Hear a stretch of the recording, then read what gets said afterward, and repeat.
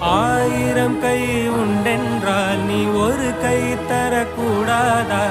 ஈராயிரம் கண் கொண்டாய் உன் ஒரு கண் என்னை பாராதா? உன்னில் சரணடைந்தே